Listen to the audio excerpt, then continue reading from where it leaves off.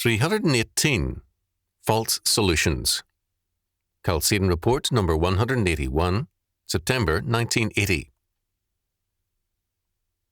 Otto J. Scott, in The Secret Six, a study of John Brown of Harper's Ferry, calls attention to a group of Unitarian leaders whose answer to the problem of slavery was apocalyptic warfare. Their answer, in fact, to all problems was conflict and terrorism, not peaceful solutions. Scott has seen a fact which other scholars and historians prefer to ignore. The 19th century saw the abolition of private slavery in all the areas under Western control. Except for the United States, the abolition was everywhere peaceful. Autocratic Russia freed its serfs without conflict. Latin American countries with a higher ratio of slaves than the United States also abolished slavery, legally and peacefully. Only the United States chose war. The Founding Fathers, at the time of the Constitutional Convention, foresaw the essential disappearance of slavery as inevitable. In the early 1800s, in every southern state, save South Carolina, a majority favored the end of slavery. The only question was, how?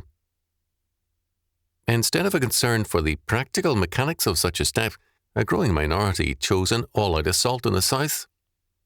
Conflict, not solution, was their goal.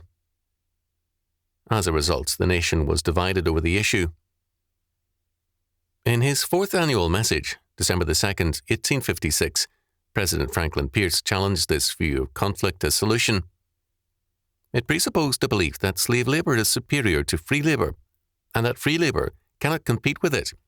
It assumed an, quote, irresistibly superior vitality, end quote, to slavery, which was false. Implicitly, he believed that the means of eliminating slavery was already at hand. Freedom. Slavery could not compete with free labor and would disappear in time. This was, of course, the problem. Then, as now, those who call for conflict and assume a conflict view of society may oppose private slavery, but they believe in slavery to the state. The early opponents of serfdom in Russia were socialists. They wanted all men under the power of the state, with themselves as the elite managers. They did not believe in freedom for any but the power state. Not surprisingly, the heirs of the abolitionists in the United States, and a few of the original ones in their later years, became strong advocates of centralized and statist power as a solution to all problems. Despite all their talk about liberty, they distrusted freedom. Freedom of the individual, or the non-statist institution, that is. They wanted unlimited freedom for the state. Their quote-unquote solution to problems is still conflict. In the name of peace, they demand war. There is a logic to this. Crises and wars are the best tools of revolution.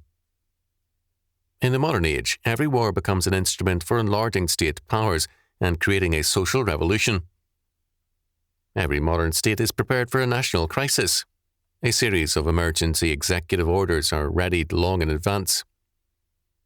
The effect of these is not to aid the country and economy in a crisis, but to control and paralyze it, and to enlarge the powers of the state. In every modern war and crisis, the winner has been statism. The powers of virtually every state are increased, and those of the people decreased. This means that the modern state has a vested interest in wars and crises. Nothing does more to further its accretion of power. This is the grand solution by the state to all its people's problems. More power to the state.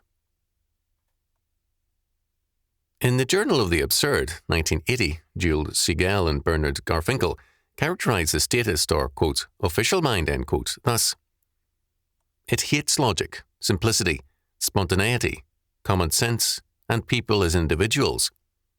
It loves power, regulations, duplication, complexity, titles, penalties, and people as categories.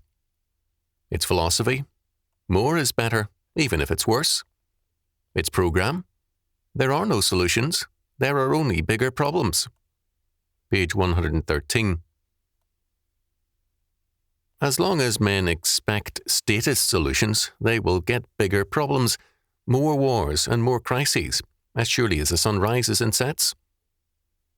The only valid alternative to this is Jesus Christ. If men are truly Christian, if Christ be their king, they cannot look to Caesar for solutions, hope or salvation. When we speak of the modern era as the era of humanistic statism, or status humanism, we are saying that the world has been in a post-Christian age. That age is now perishing. The Christian must separate himself from it. Alan Stang's book title puts the matter tellingly. God's law is, "Thou shalt have no other gods before me," including the state. We Americans are obviously slow learners. For a century and a half, our leaders have been giving us conflict as a solution to problems. Many countries have an ever longer history of failure to learn. As a result, the powers of the state increase, and man's freedom wanes. The conflict society is assumed by some men to be a fact of nature, and inevitable. They look to the state and its men, where corruption and venality are at their highest pitch, for solutions to moral problems. All this constitutes moral idiocy. The God who has turned us over to destruction for our apostasy and rebellion summons us to faith and obedience. Return ye, children of men. Psalm 90, verse 3. In no other way can we enter into a post-statist and Christian era.